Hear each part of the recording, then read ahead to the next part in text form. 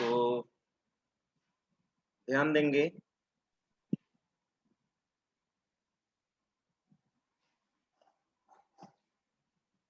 एक चीज सबसे पहले मैं पूछना चाहूंगा, मैंने एक लिंक भेजा था, वो पीएचपी मेल वाला, ठीक है, क्या किसी ने इम्प्लीमेंट किया है?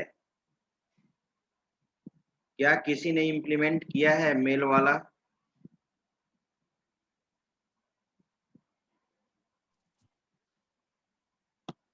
हाँ बोलो प्रिंस। सर एरर आ रहा है सर उसमें। एरर आ रहा है। और प्रिरंजन तुम बोलो। Yes sir, Mansi. मेरा भी एरर आ रहा है सर, हम दोनों का सेम जगह ही एरर आ रहा है। एरर आ रहा है।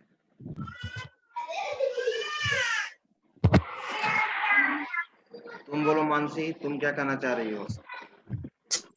सर मेरा भी एरर आ रहा।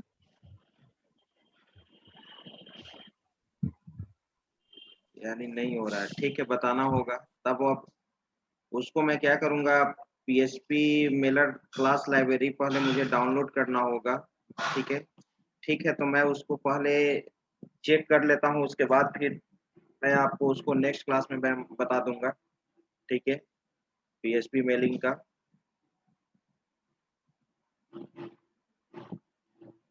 ठीक है, हाँ बोलो प्रिरंजन।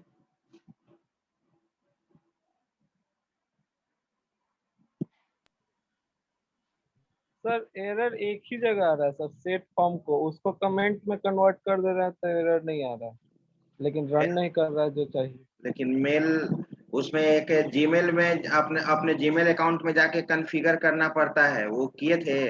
यस सर, वो कर चुका हूँ। अच्छा ठीक है, मैं उसको चेक करूंगा, ठीक है, उसके बाद में मैं आपको बताऊंगा। तो हम लोग देख रहे थे UPS के कॉन्सेप्ट में इनहेरिटेंस। मैंने आपको बताया था सिंगल लेवल इनहेरिटेंस में, ठीक है, सिंगल लेवल इनहेरिटेंस में मैंने आपको बता रखा था,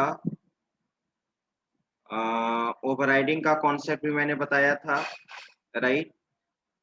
और ओवरराइडिंग के कॉन्सेप्ट के साथ साथ मैंने ये भी बताया था कि सुपर क्लास के कंस्ट्रक्टर को सब क्लास के कंस्ट्रक्टर में कैसे कॉल करते हैं, राइट, ठीक है। अब यहाँ पे एक चीज मैं बताना चाहूंगा कि आप जानते हो कि बहुत तरह का इनहेरिटेंस होता है। सिंगल लेवल होता है, मल्टी लेवल होता है, मल्टीपल होता है, हायरार्किकल होता है, हाइब्रिड होता है, ठीक है।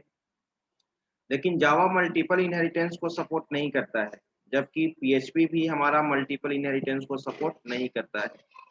जितने भी pure object oriented programming language है वो मल्टीपल इनहेरिटेंस को सपोर्ट नहीं करता है, न VB.NET, न C#.NET, न जावा, न PHP, ठीक है।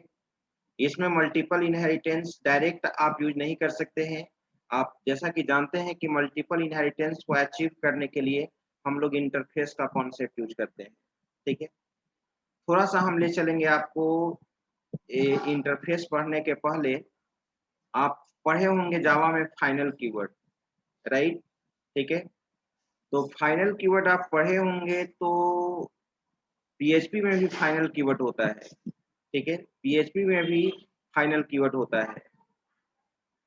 कोई बता सकते हैं, किन्हीं को याद है क्या कि फाइनल कीवर्ड का क्या रोल होता है जावा प्रोग्रामिंग में? किन्हीं को याद है तो हैंड रेज करें।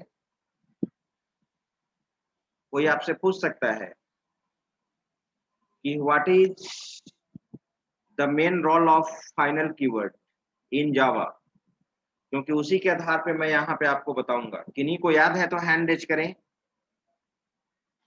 आशीष सर बोलो। फाइनल आशीष, कीवर्ड जिसके साथ भी लग जाएगा वो उसको कांस्टेंट बना देगा। अगर डेटा के साथ लगा तो डेटा कांस्टेंट बन जाएगा, अगर क्लास के साथ लगा तो फिर उसको इनहेरिटेंस नहीं कर सकता। Very good.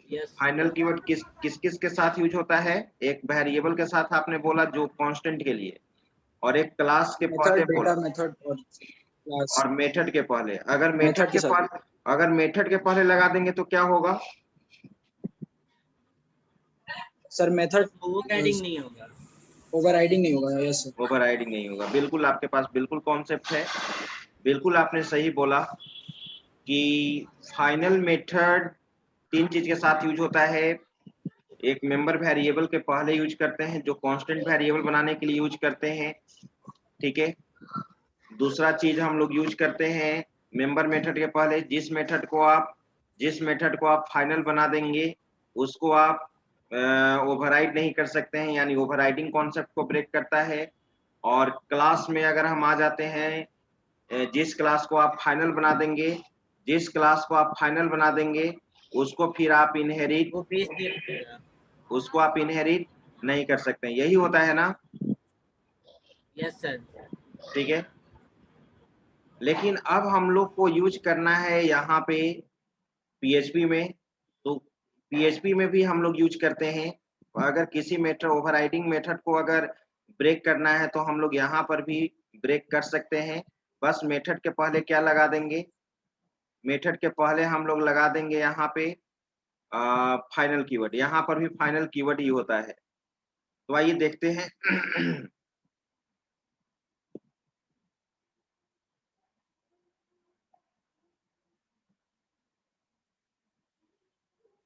हाँ नमन, कुछ बोलना चाह रहे हो?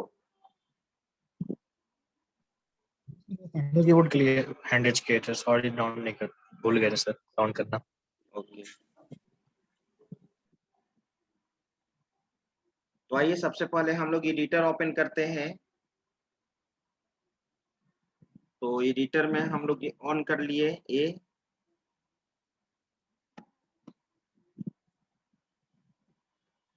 सबलाइन,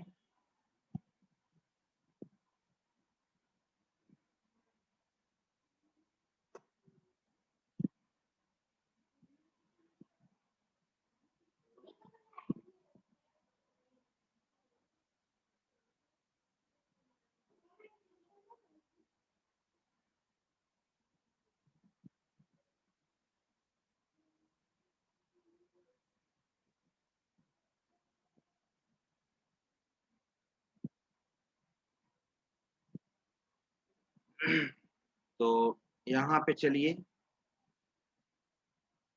एडिटर पे,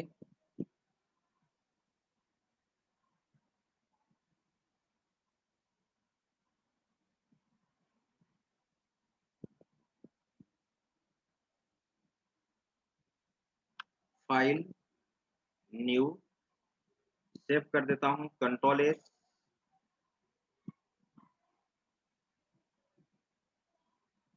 आप अपने फोल्डर में चलिए, C drive, jam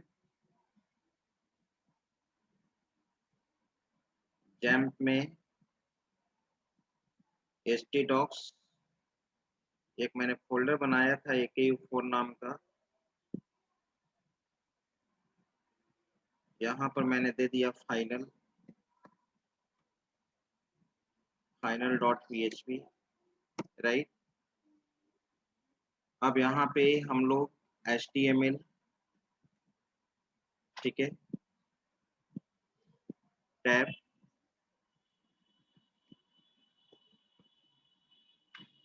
implementation of final keyword, ठीक है। और यहाँ पे डेलीमीटर यूज कर लिए, PHP डेलीमीटर को क्लोज कर लीजिए। डेलीमीटर हमारा क्लोज हो चुका। और डेलीमीटर क्लोज करने के बाद यहाँ पे हम लोग सबसे पहले एक क्लास बनाते हैं, सिंपल। मुझे केवल दिखाना है फाइनल कीवर्ड क्या करता है, XYZ। मैंने यहाँ पर एक पब्लिक फंक्शन बनाया, पब्लिक, ठीक है, फंक्शन शो, और यहाँ पे स्टार्टिंग और एंडिंग कर ली ब्रेस, इको। मैंने एक मैसेज दिया, welcome to PHP, welcome to PHP, ठीक है। अब मैंने यहाँ पे क्लास और यहाँ पे मैंने बनाया ABC एक्सटेंड्स, फिर मैंने यहाँ पर दे दिया XYZ स्टार्टिंग और एंडिंग करली ब्रेस,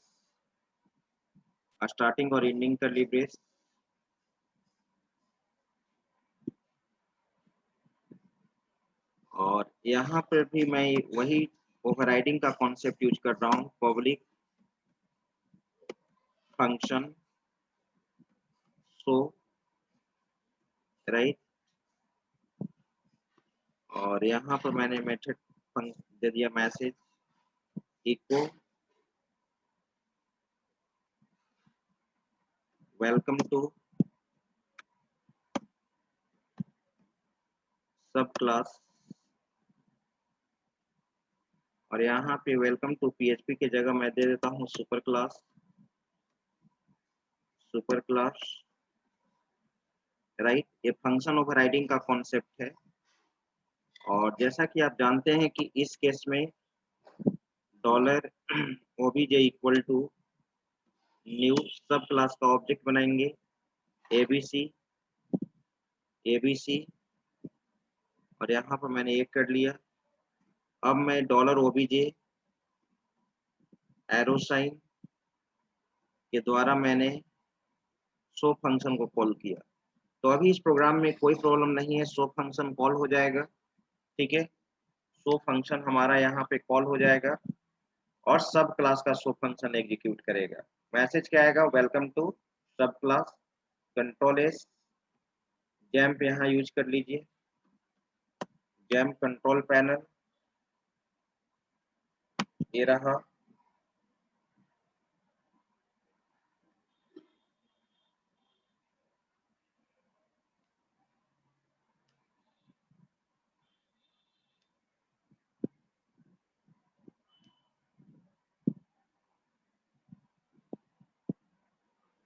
स्टार्ट,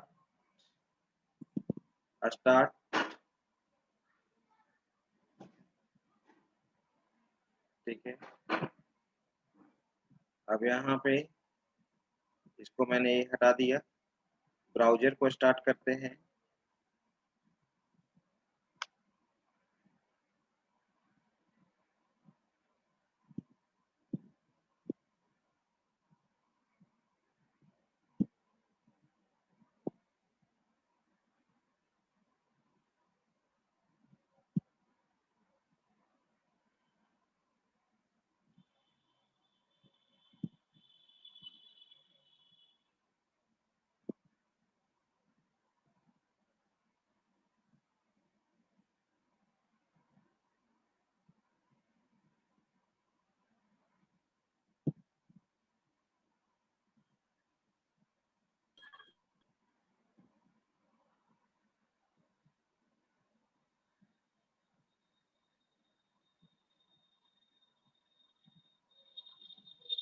यहाँ पर लिखा जाए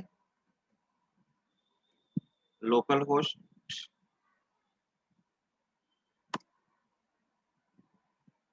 डैशबोर्ड AKU,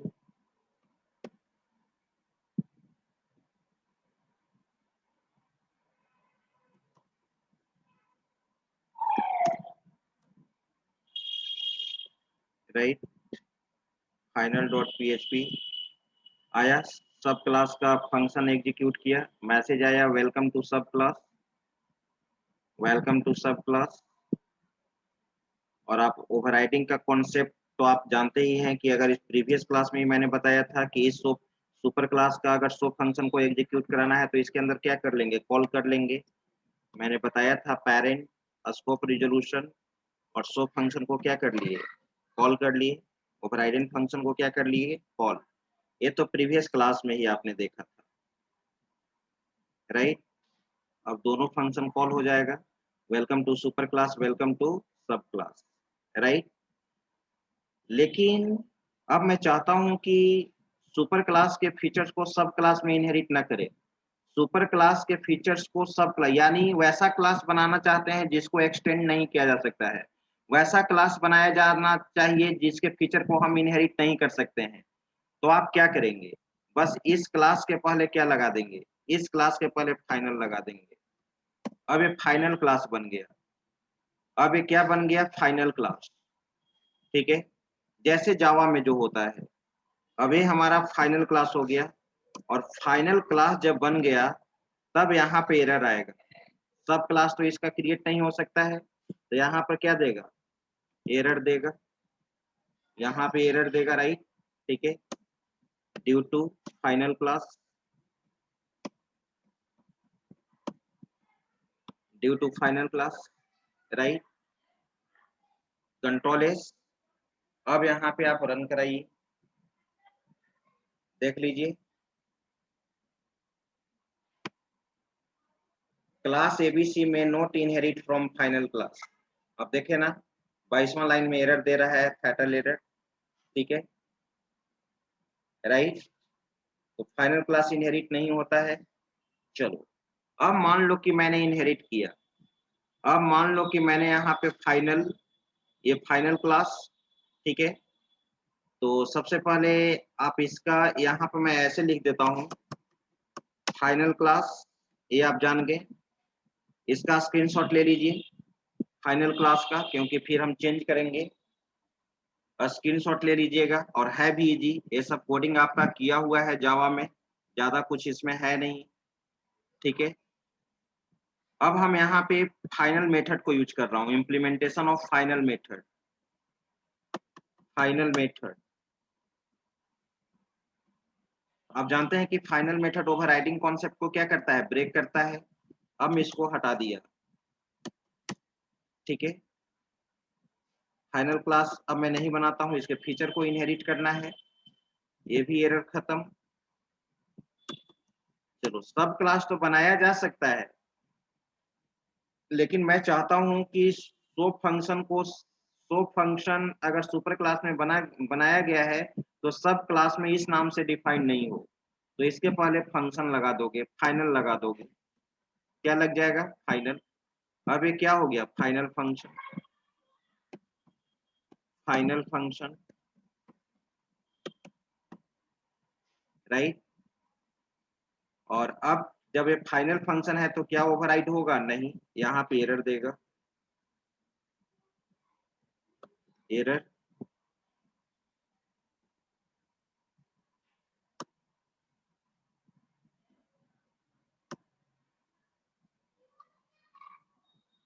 because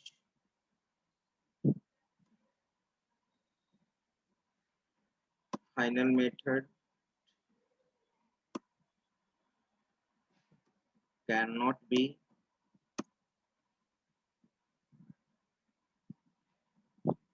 redefined। ठीक है, अब आप यहाँ पर देख लीजिए एरर देता है कि नहीं, कंट्रोल एस किया, रन कराया जाए, देख लीजिए can not override final method आ गया। आउटपुट में देखिए can not override, override final method. ठीक है, आप इसको ओवरराइड नहीं कर सकते हैं, राइट।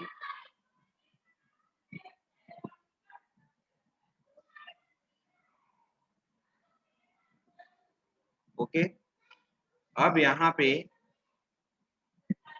1 मिनट वेट कीजिएगा, 1 मिनट वेट करना।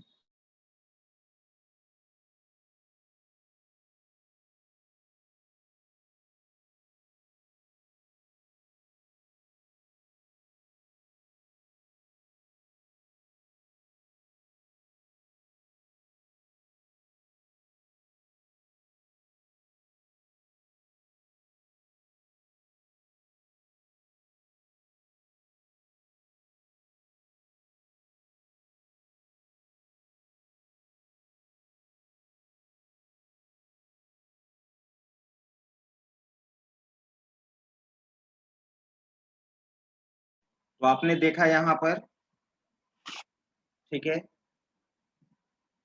Can not override final method.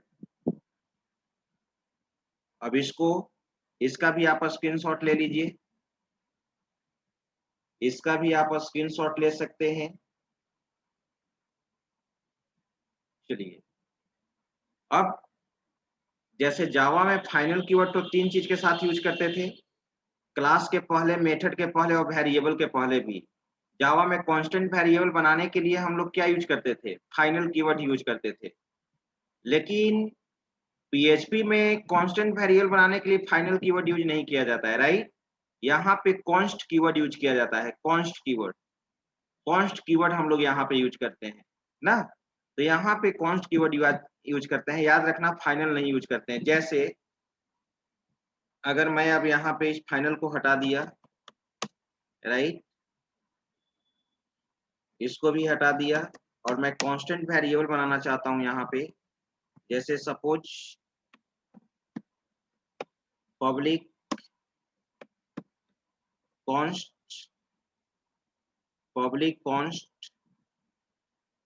और पाई का वैल्यू तुम जानते हो कि 3.14 होता है।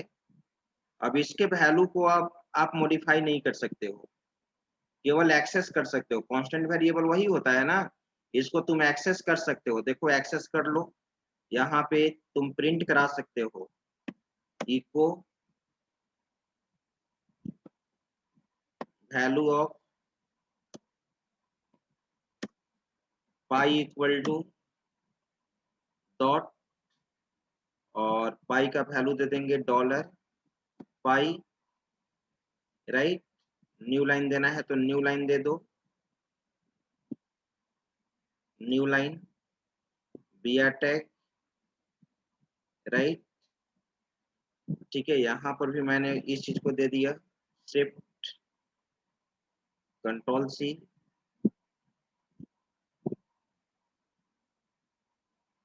कंट्रोल V ना। ठीक है, वेलकम टू, अब यहाँ पे डबल कोट, राइट। अब मैं यहाँ, अब ये सब इस चीज में अभी मैं कांस्टेंट वेरिएबल यूज कर रहा हूँ।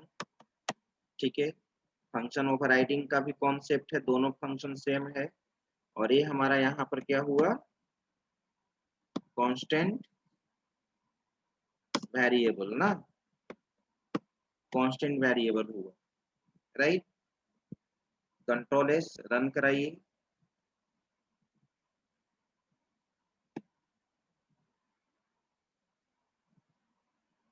अनएक्सपेक्टेड कॉन्स्ट,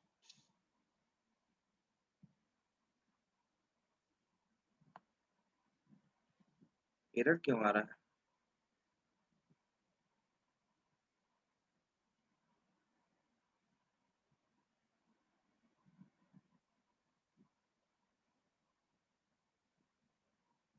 अच्छा, यहाँ डॉलर छूटा हुआ है, $पाई, कंट्रोल एस रन कराइए।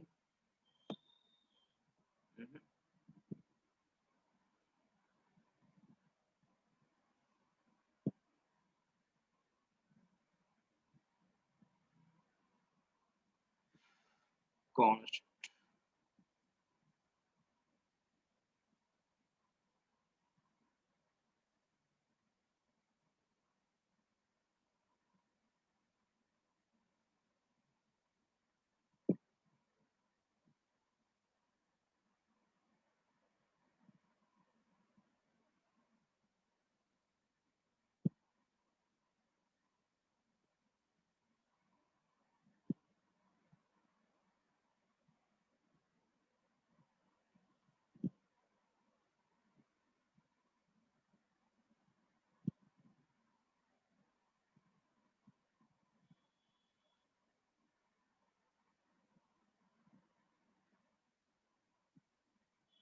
सही तो है कॉन्स्ट।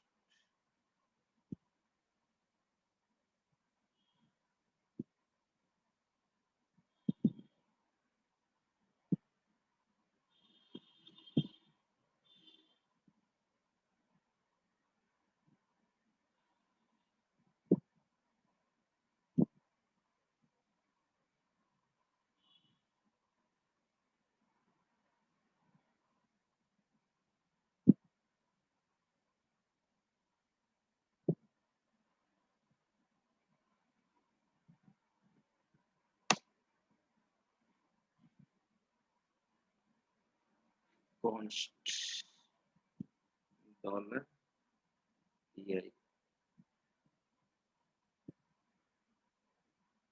मैसेज था variable error line 10।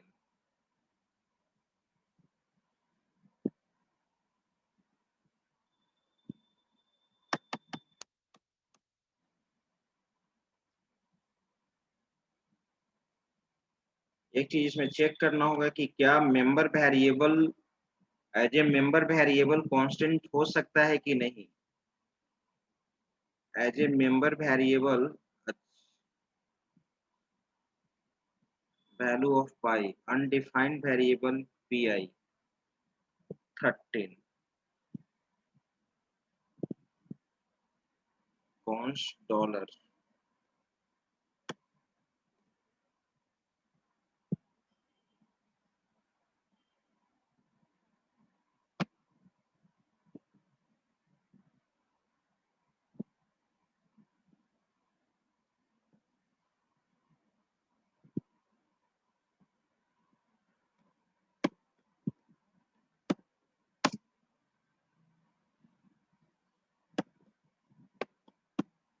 constant variable in PHP।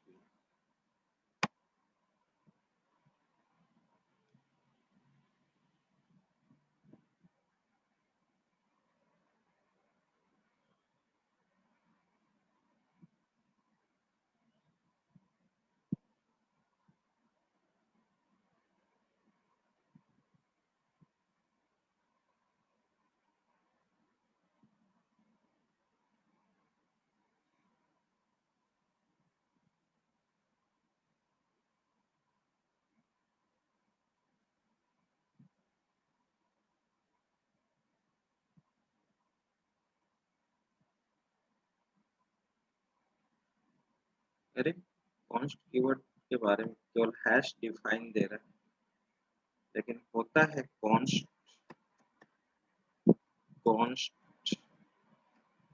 Keyword.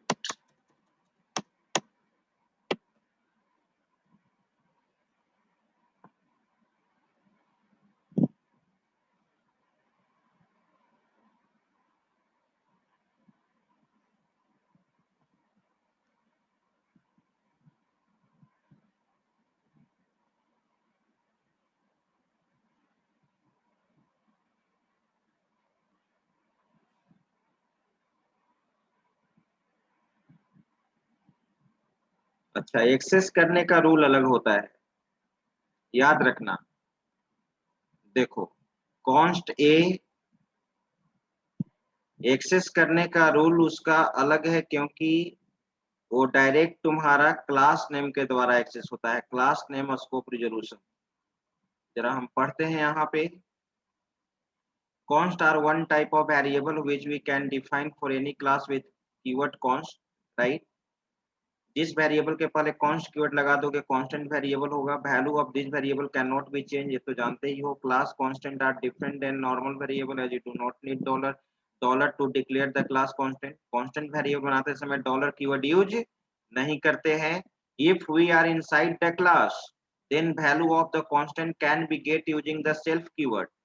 ठीक है, अगर तुम क्लास के अंदर तुम उसको एक्सेस करना चाहते हो तो सेल्फ कीवर्ड यूज करना होगा क्लास के अंदर। ठीक है, but accessing the value outside the class you have to use scope resolution operator. ठीक है, राइट। जो चीज मुझे चाहिए था वो मिल गया। ठीक है, आप पब्लिक लगा सकते हैं, कोई दिक्कत नहीं है। हम लोग स्टार्टिंग में सारा कुछ सही लिखे हैं। पब्लिक कांस्टेंट वेरिएबल के पहले डॉलर कीवर्ड यूज नहीं करोगे, और इसको अगर एक्सेस करना होगा तो तुम सेल्फ यूज करोगे। कैसे बताए थे स्टैटिक वेरिएबल, याद करो। स्टैटिक वेरिएबल को एक्सेस करने के लिए आप वहां पे क्लास के अंदर ही इनसाइड क्लास आप सेल्फ कीवर्ड यूज करते थे, सेल्फ स्कोप रिजोल्यूशन। ठीक है, अब इसको मैं रन करा के देखता हूं। Control S,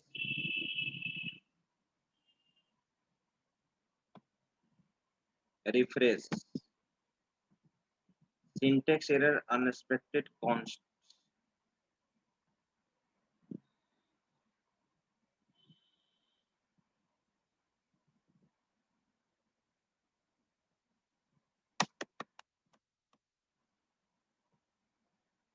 control S. अच्छा, कोई भी एक्सेस स्पेसिफायर यूज नहीं होगा। तो कोई भी एक्सेस स्पेसिफायर यूज नहीं होगा तो हम कह सकते हैं कि ये क्लास का मेंबर नहीं है। Constant variable does not treat as member variable. इसी कारण, यही कारण है कि ये डायरेक्ट क्लास नेम के द्वारा मेन में कॉल होता है, ऑब्जेक्ट के द्वारा नहीं। एक पॉइंट और तुम ऐड कर सकते हो जो इसमें नहीं लिखा हुआ है, जो चीज नहीं लिखा हुआ है, कंक्लूजन ये निकलता है कि कॉन्स्ट कीवर्ड के पहले अगर तुम पब्लिक, प्राइवेट, प्रोटेक्टेड नहीं यूज कर सकते हो तो क्लास का मेंबर नहीं है। तो जब तुम उसको क्लास के बाहर एक्सेस करोगे तो class name scope resolution as a static की तरह, जैसे स्टैटिक एक्सेस होता था वही चीज है। और इनसाइड क्लास अगर तुम यूज करना चाहते हो तो क्या यूज करोगे? Self keyword. और क्लास के बाहर यूज करना चाहोगे तो स्कोप। वही चीज यहाँ पे है। तो मैंने यहाँ पे ये नहीं यूज किया, कांस्टेंट वेरिएबल यूज किया, यहाँ पर भी एक्सेस कर लिया। अब आ जाओ क्लास के बाहर। क्लास के बाहर प्रिंट कराओ तो eco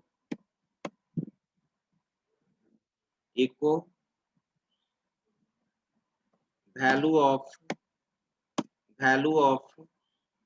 pi equal to class name दे दो। क्लास नेम हमारा क्या था? सुपर क्लास का नाम क्या था? X Y Z, scope resolution और पाई। राइट, रन करना चाहिए। Control S.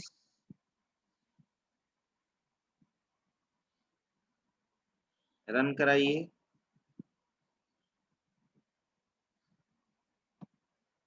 आ गया ना? तो यही है कांस्टेंट वेरिएबल। राइट, चलिए इसका भी स्क्रीनशॉट ले लीजिए। इसका भी आप स्क्रीनशॉट ले लीजिए। यहाँ पे फाइनल कीवर्ड के द्वारा फाइनल वेरिएबल कांस्टेंट वेरिएबल नहीं बनता है, यहाँ पे कॉन्स्ट कीवर्ड यूज होता है पीएचपी में। ठीक है, चलिए तो फाइनल कीवर्ड को मैंने समाप्त कर दिया। अब तुम जानते हो कि पीएचपी डायरेक्ट मल्टीपल इनहेरिटेंस को सपोर्ट नहीं करता है। राइट, मल्टीपल इनहेरिटेंस के लिए तुम इंटरफेस का कॉन्सेप्ट यूज करते हो। राइट, जो आप जावा में ही पढ़ चुके हैं कि इंटरफेस क्या होता है। ठीक है, कोई मुझे रिगार्डिंग इंटरफेस का 3-4 पॉइंट बताइए। कोई भी इंटरफेस से रिलेटेड कुछ पॉइंट मुझे बताइए। आप लोग हैंड रेज कीजिए। इंटरफेस के बारे में क्या जानते हैं आप? कितने पॉइंट्स को तुम रख सकते हो इंटरफेस के रिगार्डिंग? हैंड रेज कीजिए।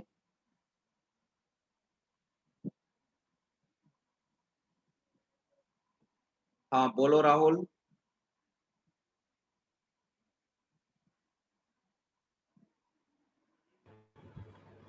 Sir, interface is pure template.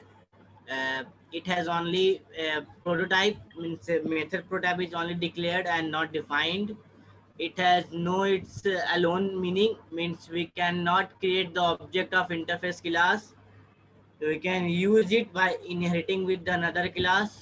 और ऐसे समझ में नहीं आ रहा है, पॉइंट वाइज बोलो। फर्स्ट पॉइंट बोलो पहले। एक पॉइंट तो मुझे समझ में आया कि we can not create an object of interface. और नेक्स्ट पॉइंट बोलो, पॉइंट वाइज बोलो। interface is pure template. Interface is used as template. तो अंतर क्या है? क्लास भी तो यूज होता है एज ए टेम्पलेट। एक मिनट, जैसे बोलते जा रहे हैं उसको भी सुनो। क्लास भी यूज होता है एज ए टेम्पलेट, इंटरफेस भी यूज होता है एज ए टेम्पलेट। आगे बोलो। So interface can contain method prototype and final data values. Very good. Interface के अंदर जो भी मेंबर वेरिएबल्स या मेंबर मेथड्स जो तुम मेथड्स रखते हो, मेथड का केवल प्रोटोटाइप होता है, केवल डिक्लेरेशन होता है, उसका बॉडी डिफाइंड नहीं होता है। ठीक है, अच्छा, interface can be used only with the help of inheritance. Inheritance में मतलब इंटरफेस का मेन पर्पस है तो इनहेरिटेंस के साथ हम उसका यूज कर सकते हैं, अलोन उसका कोई मीनिंग नहीं करता, क्योंकि इसका ऑब्जेक्ट ही क्रिएट नहीं कर सकता।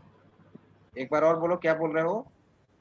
सर इंटरफेस को इनहेरिटेंस के साथ यूज करके दूसरा क्लास के साथ इनहेरिट हाँ, करते हैं, बिल्कुल तभी उसका यूज कर बिल्कुल सकते सही। हैं। जिस तरह से हम क्लास को इनहेरिट कर सकते हैं उस तरह से इंटरफेस को भी हम लोग इनहेरिट कर सकते हैं। मोर देन वन इंटरफेस को एक इंटरफेस में इनहेरिट करके आप किसी क्लास में इंप्लीमेंट कर सकते हैं, बिल्कुल सही। लेकिन मैं बता देना चाहता हूं कि एक पॉइंट अब तुम्हारा गलत हो गया। अब अगर तुम बोलोगे कि जावा में इंटरफेस के अंदर केवल मेथड डिक्लेरेशन होता है, तो अब तुरंत बोल दिया जाएगा कि नहीं, इंटरफेस के अंदर मेथड का बॉडी भी डिफाइन कर सकते हैं।